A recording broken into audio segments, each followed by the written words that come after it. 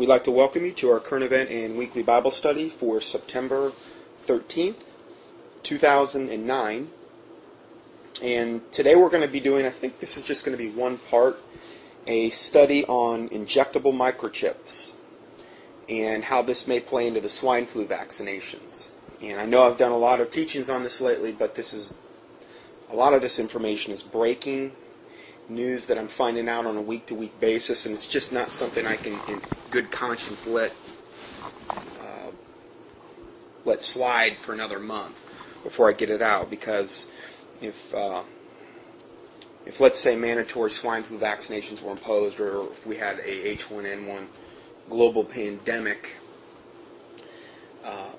one of the first things they may do is shut down the internet or shut down a lot of the communications. So this is something I feel like that we need to address, and this is just going to be one more reason to be very apprehensive about this whole coming vaccination program that they're trying to implement.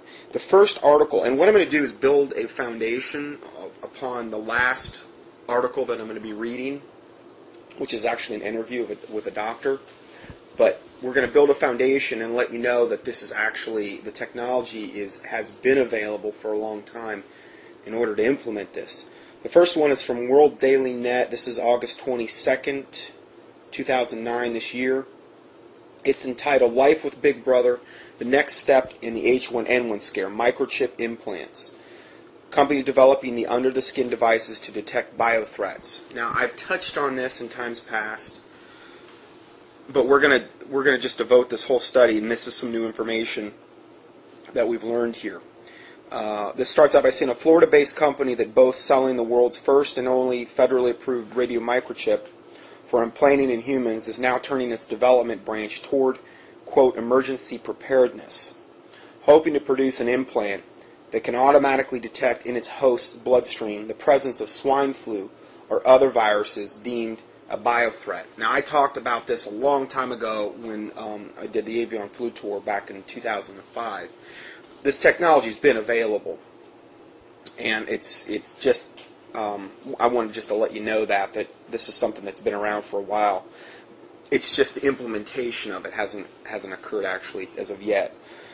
Now, it goes on to say Microchips Corporation currently sells a small under-the-skin radio frequency identifier capsule, or RFID, that patients can opt to have implanted, containing a number computer linked to their medical records, enabling doctors with a special reader to access the information even if the patient is unconscious or unidentified. It's the very same concept that they're using pretty much in the animals, where they're tagging the animals, and then if the animal gets away, if they're chipped, they can scan them with that thing and, find Fluffy, and then Fluffy's okay.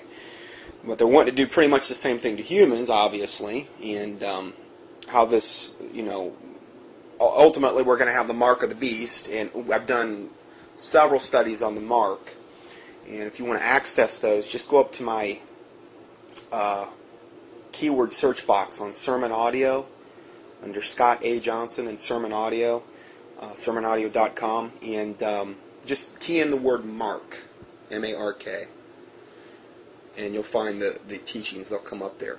Now, also, the teachings, all of the teachings for Sermon Audio are also up on the contendingfortruth.com website, the new website that we've got now, and they're not searchable like they are up on Sermon Audio, but they are up there. If you go to the Contending for Truth in the left-hand upper corner, you'll see a tab that says Sermon Audio, and all the teachings are there, every one of them.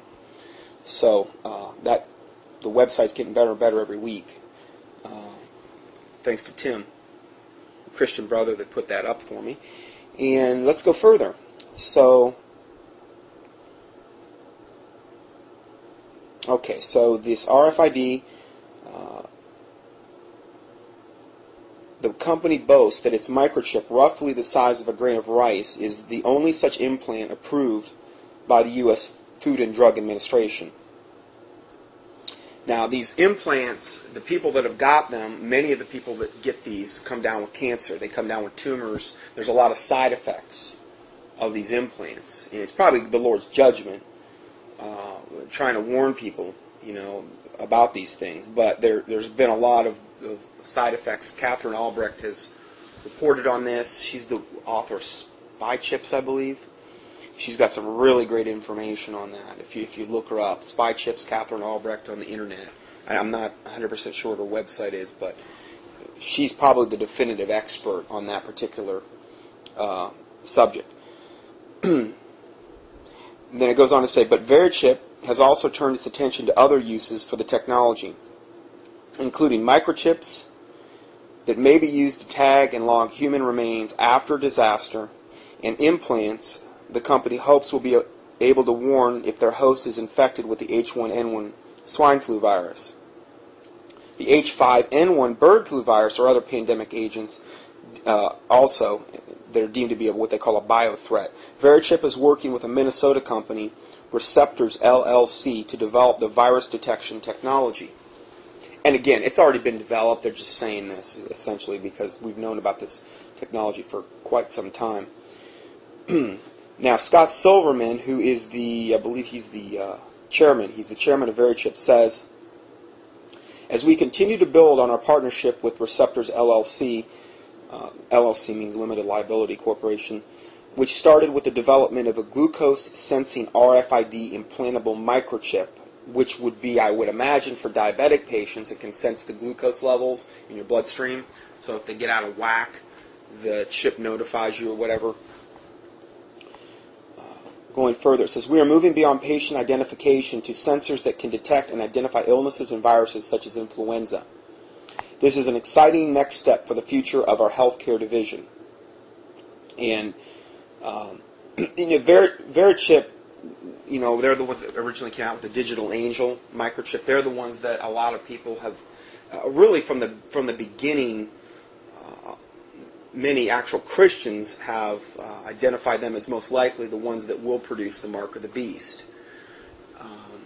Whether that happens, hard to say for sure, but they're probably going to play, if not the major part in it, they're going to play a big part in it. I can't see them being out of the loop because they've been around for a while now and seem to be on the forefront. According to a joint white paper released earlier this year by both companies, and the white paper is called An Integrated Sensor System for the Detection of Biothreats from Pandemics to Emerging Diseases to Bioterrorism, the researchers' goal is to transform existing glucose detection technology into pinpointing viruses instead.